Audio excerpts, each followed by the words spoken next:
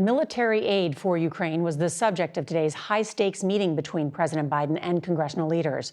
Also at the center of the Oval Office conversation, that looming government shutdown and the crisis at the U.S. border. The president even spending one-on-one time with Republican House Speaker Mike Johnson. CBS's Weijia Jiang is at the White House. President Biden told congressional leaders this morning that the time to send Ukraine more money is now.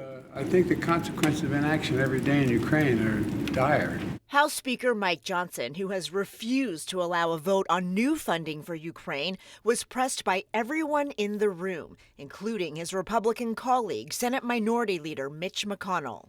The meeting on Ukraine was one of the most intense I have ever encountered in my many meetings in the Oval Office. What made this meeting one of the most intense you've ever had here in the White House? The urgency of supporting Ukraine and the consequences to the people of America.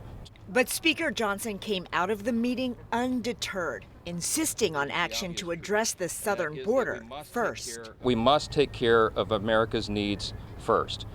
When you talk about America's needs, you have to talk first about our open border. Another top focus today, the looming government shutdown.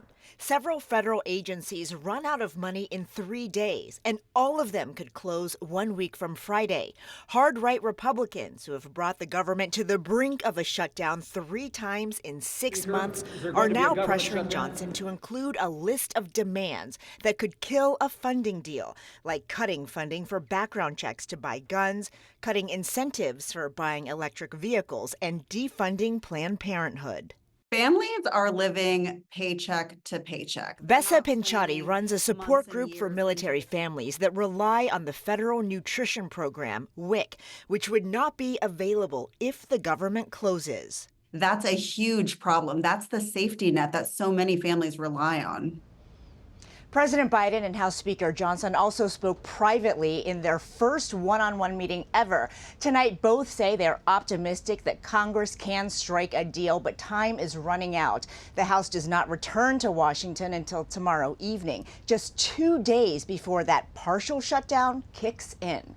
Norah. Wow, leaving it to the last minute. Weijia Jiang, thank you.